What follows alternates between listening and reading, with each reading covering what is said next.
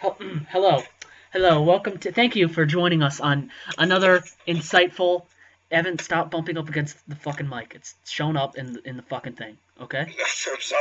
Are you Okay. gonna restart or no? No. No. Oh, damn Fuck. it. God damn it. Okay. Yeah. You're watching another. Thank you for joining us on another clearly insightful episode of fan fiction corner, which it's gonna be. We're gonna laugh. You're gonna cry. Maybe you'll pee your pants. I don't know. Maybe I don't know. I don't know. I won't judge. I won't Maybe tell. you'll poop a little I when you're won't. laughing I too won't. hard. I won't. You know how when you squish a little out. I won't tell nobody. I won't tell nobody. I like Anyway, to highlight the fact that this of is course, written by hardcore Kami. of course. Who else would it be written by? Anyway, we have the next episode of the next chapter of Harry Potter becomes a communist. We reread the first four chapters previously, but today we are reading chapter 5, and we're just gonna go over who we were. I believed Evan was the narrator. I was Harry Potter. I was also Professor Pepsi, and I was Yes, Ron. I was Ron, and then fuck, you were Dumbledore. You were Hermione. I wanted to be Luna as Yeah, well. you were gonna be Luna, and fuck, You wanted to be Snake and I wanted to be Snape. Snape. You wanted to be Snape and Draco. Yeah, I wanted to be Snape and Draco. All right, there we go. I, Somebody's gonna be. I, Wait, do you want to be? You'd be Neville, and then there's oh, someone else named Dean Thomas in this chapter. So Dean Thomas. Yeah, yeah, he's in this chapter apparently. All uh, right, so I'll be him, I guess. Okay. how dare you call Wait, hold me? up. I gotta say the name of the chapter. Oh, okay, okay. Chapter 5. Arise, comrades. How dare you call me a fucking liberal? Liberals are fucking sellouts. 2D. Go. 2D. 2D. I alright, so it's not 2V, it's 2D. Like the number 2 and a lowercase d. 2D corporate masterclass. I'm a communist. I'm not any part of your little system. I'm against it. Comrade Shea was not a racist. That was taken out of context. Oh, and if you had my parents, you'd be rebelling against them too. My anger would fade later. This As is we the start started of to the get up to story. the feast in order to head upstairs to our upstairs dormitories, Luna Lovegood came over to me. She was quite a hottie, but B-U-T-T, I was sophisticated. I was too sophisticated to pay much attention to her shapeless body and huge breasts. Shapely, idiot. Oh, shapeless. Shapely body. She has no body. She has no I, grace. This Luna has a funny face. alright. I overheard your conversation. No, that's Hermione. I Yeah. overheard your. What's our Luna voice? What's I your Luna? overheard your conversation with Hermione, said Luna in a beautifully feminine voice. That was not feminine at all. I think what you had to say made a lot of sense. She's on their side. Oh baby, we got Luna. But it got even better than that night. It even got better later. But it even got better later that night. As we arrived to our dormitory, Ron turned to look at me, his face alight with hope and curiosity. I agree with every word you said to Hermione at dinner. He said rebelliously. I always wondered why this war on Voldemort seemed like nothing but an excuse to make the rich richer and the poor poor. Now I see that's exactly what it is. You must tell me more about this communism you speak of, right? I smiled wisely and slapped her on the back. You're beginning your journey, comrade. I told him. Comrade? What? Wait, fuck. Now I've forgotten his voice. What was it? Like, Comrade? Comrade? Comrade? asked Ron. Why you call me that? That's what communists call each other. I explained. Under capitalism, the richest 1% are fucking bastards who exploit 99% of the people. Communism thinks that that's wrong. Why should your family starve while the richest pure-blood fucks are literally swimming in their fucking gold? There's enough resources for everyone, and we should all get an equal share of the pie. That's why we communists call each other comrade, to show that we are all equal. This is Bernie Sanders, America. Who's Dean Thomas again? You. What's communism's position on racism? It's kind of funny that you're using that voice because he's black. Oh, fuck, he is. Yeah. What kind of fucking parent names their kid Draco? That's just that they just knew he was gonna be a fucking supervillain one day. It's against it. Did you? Oh, okay. I explained. Racism is caused by capitalism. Ever since the Mhm. war in Voldemort started, the Ministry's been sending young black men off to die for society which hates them. Could it be any more obvious that the real enemy is not Voldemort, but the fucking bourgeois capitalist 1%? I'm pretty sure you're Neville. I don't know, said Neville uncertainly. If that were true, I think we have heard something about before. I laughed in his face at his fucking incredible naivete. That's because the No, I got it. That's you because the do. fucking capitalists don't want you to hear it. I told him, laughing loudly. If you embrace communism, that's a threat to their fucking bourgeois power. They want us to all bourgeois power. They want us to all go off and kill Death Eaters to keep us distracted from the inequalities of our fucking corporate sellout society. Silence followed these words. Wait, I could who's tell that Seamus? I had turned their brainwashed view of the world upside down. Had I made them see the light? Eventually, Seamus Finnegan stood up. Who's Oh, I'll Seamus? be Seamus. Okay. I'm a communist, he said. There was a tense silence, and then Neville stood up. Me too, he said proudly. I beamed at Neville. That sounds exactly like something that was written in the books. Finally, he'd achieved a success he'd never been able to under the bourgeois corporate system of capitalism. My three? Declared Ron, as I knew he would. He was part of the proletariat, and I had awakened him from his false consciousness. Me four! Finished Dean. The embrace of communism was the least surprising, as he truly had nothing to lose but his chains. Not only that was he part of the proletariat, but he was racially oppressed because of his skin color. Like all wars, the imperialist war in Voldemort had been built on fear of the other, and black people like Dean had suffered for it. I smiled at my four new comrades, because I knew there would be more of us soon. Together, we would bring down Dumbledore's bourgeois capitalist machine and achieve freedom to the fucking proletariat through violent means if necessary. I thought that Dean Thomas was like a character created thing for this fan fiction, so I literally just Googled it. I'm like, I don't fucking remember this kid. He's actually in the books, in the movie. He's in the books, in the movie. I thought this was a made up character. Here we go. Chapter 4 Harry takes a stand for the people. It's 6, you idiot. Chapter 6 Fuck off, Evan. I'm not intelligent enough to be a liberal. I see intelligence has been measured by your willingness to suck on the bourgeois corporate cock of fucking Wall Street. I hope you enjoy your fucking false consciousness when they send you off to Syria to die for fucking oil. Oh, sweet. There's some Professor Pepsi lines. Oh boy.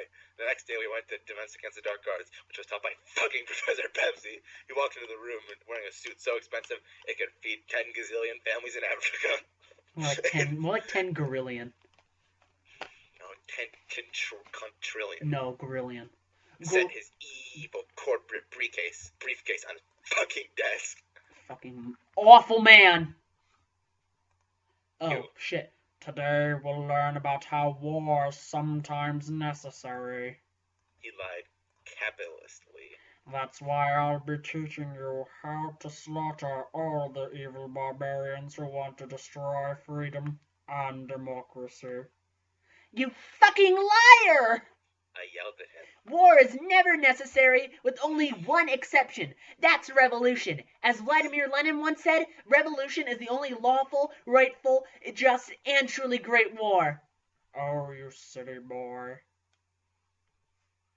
said Professor Pepsi, shaking his head. Vladimir Lenin was a communist. I'm sure it will shock you that you've been hoodwinked by the evil communist subversives. On the contrary, I am a communist! I yelled. I stood up and threw open my coat and revealed my Che Guevara t-shirt. When I threw back my head to make my bangs move over in order to reveal the hammer and sickle on my forehead, then I laughed at fucking Professor Pepsi as he almost fell backwards. He was so shocked that someone would actually admit to being a communist. Deep down, evil corporate bastards like him were afraid of the people rising up against the bourgeois corporate tyranny, and that's why they use Western media to make everyone think communists were evil. But I'd seen through their lies, and I wasn't afraid to stand up to their fucking proletariat. Chapter 7 The Young Ideas of the Revolution. Capitalism doesn't work. You fucking. This is the author's note, by the way. Every chapter starts with an author's note. Yeah. And fucking is spelled Fuckign. Idiot. A few people spelled Peeple doing good things for the proletariat doesn't chang that. P.F. Chang. P.F. Chang. Dude, I love P.F. Chang's. As long as capitalism, Capitalism, exploits the poor, hepping them up. Hepping. Hepping, a few of them, won't, with no apostrophe, change anything, A-N-A-N-Y, Maybe this guy's a vampire, okay? Don't be fucking offensive. I hate to break it to you, little boy. Oh boy. Professor Pepsi, Popsy. overcoming his hilarious shock. But communism is just a silly idea which sounds good, but doesn't really work. Without monetary incentives, people won't work hard. That's not fucking true! I yelled progressively. You can't fool me with your fucking far-right propaganda! You are very young. Spoke Professor Pepsi in an evil voice. And don't understand how the world works yet. Once you've grown up, you'll abandon all these silly ideas about making things better for the stupid working class. In the meantime, you should realize that the Death Eaters don't believe in your silly communist ideas at all. They're terrorists who hate our freedom for no reason. You say I'm too fucking young? I asked gloriously. Maybe it's that my ideas are too young for you. Maybe it's time for the young to stand up to the old. Maybe we want to rise up and create a new world without the warmongering of the old generation. Maybe instead of fighting a fucking pointless war, we should be asking ourselves what we did to make the Death Eaters hate us so much. Who's fucking with me? And then there are several characters who yell out, "We are!" Yelled Ron, Seamus, Neville, and Dean as they stood up to join me. Professor Pepsi's mouth was gasping for words. I could tell it. I dropped my headset. I took my phone and old outdated mind in its Asian bourgeois worldview with the new ideas of the working man's revolution, of the youth, for the proletariat. A few more students stood up. Some of them looked nervous, probably not yet understanding the ideas of the revolution. But nevertheless, wanting change and seeing me as a faint hope for a new world without fucking imperialism and war. The unsure courage of Parvati and Lavender's face were sexually The unsure courage of Parvati and Lavender's faces was very sexually enticing. Ooh. Not that I had any time to be concerned for such trivialities. As I looked around at all my standing students, I was so moved by their youthful courage that a single tear rolled down my cheek. Then I turned to the front of the class, locked eyes with the enemy, and bellowed, "Workers of the world, unite!" Chapter 8. The Bourgeois Strikes Back. Author's note. I've decided to moderate anonymous reviews because BECUB, they've, THYV. You don't have to point out the spelling mistakes. We get it. There's a lot. They've became a haven for spreading false consciousness and imperialistic rhetoric of extreme right. That evening, we all went to the great hall to eat dinner, but before our dinner appeared, so we could start eating, Dumbledore started talking. "My students," Evan? He said in a smug bourgeois voice, "Professor Pepsi has told me what happened in this class today. It has become obvious that communism is a serious threat to the war effort, and we can't have that." I laughed out loud at that fucking war criminal Dumbledore. I could tell that he was really scared. No, you're doing the narrator. I could tell he was really scared now that the People's Revolution would undermine his absolutely imperialist iron fist power. I took great pride in seeing that fucking bearded bourgeois eyes. As a libertarian, I believe in freedom of speech, Dumbledore lied oppressively, to keep the wrong opinions at bay while preserving our basic rights as much as possible. I have decided to create free speech zones. From now on, Students will be able to express Safe their communist space. views in their dormitories, common rooms, and school corridors, the great hall and the grounds, but may not voice them in their classrooms. Safe spaces. Ah. All right. For some reason, that the recording just cut off right there, but whatever. How dare you oppress us, you fascist piece of shit! I yelled epically, like a coward. Dumbledore ignored my legitimate argument and sat down. I agree with Headmaster's approach, said Hermione in a naggy intelligence voice. It's only a small bit of censorship, and it's necessary to stop people from hearing too much of a dangerous idea, which sounds good. No, it's fucking not! I yelled as I stood up. There is no level of censorship which is ever justified. We demand 100% freedom of fucking speech. Am I Professor McGonagall, or are you? Yeah, you are.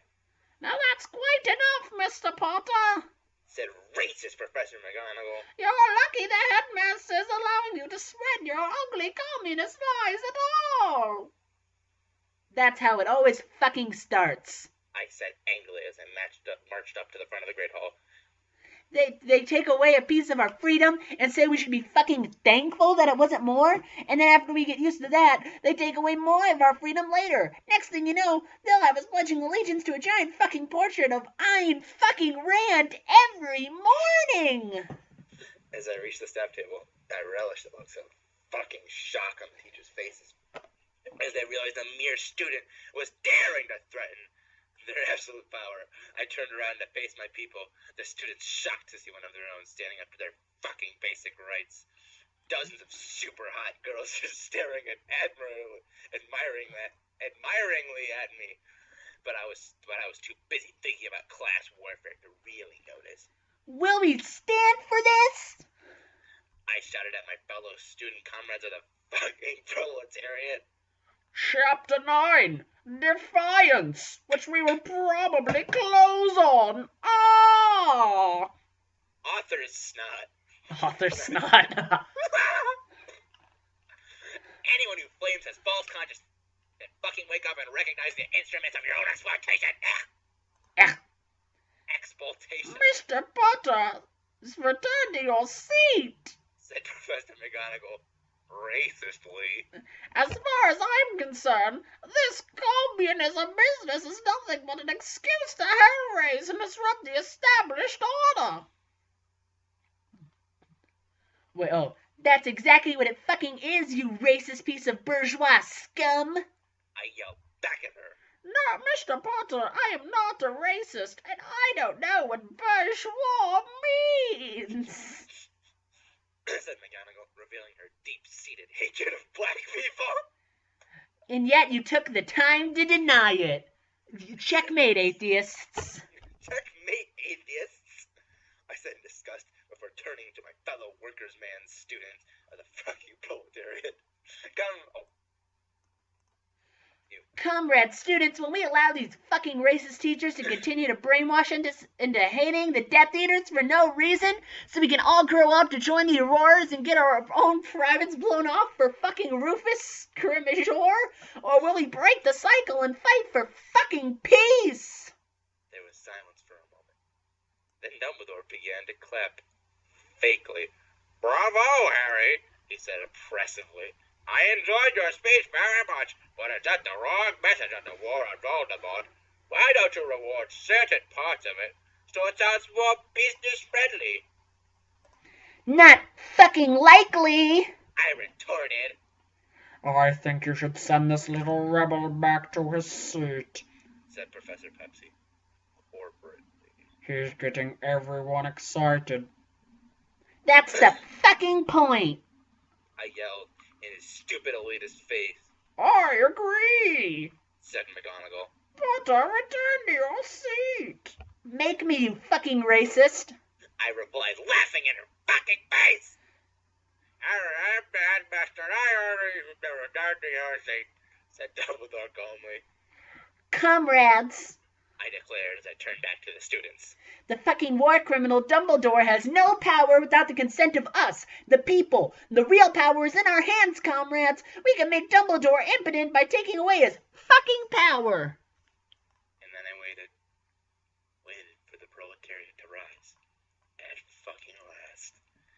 And that'll do it for episode 2 of Fanfiction Corner, which I Alright, always seem to then forget the name.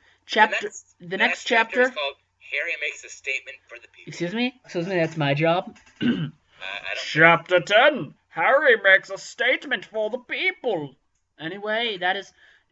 Be sure to I'll take the outro. I got this. be sure to smash that like button. Be sure to smash that like button, hit that subscribe button, leave a comment, don't be mean, or else I'm gonna have to delete you and ban you from my channel. Oh God. Okay. So like us on Facebook. Follow us on Twitter. Follow us on MySpace. Be sure to subscribe to us on YouTube. Be sure to check me out on that one business website. That one business website. Check me out on Google Hangouts. Yeah, check me out on Google Hangouts. Be sure to check me out on Snapchat and also on Instagram. On Instagram as well. Put me in your circles on Google Plus. Add me on Steam and on Origin. Subscribe to our subreddit and upvote all our posts. Yeah, definitely be sure to do that.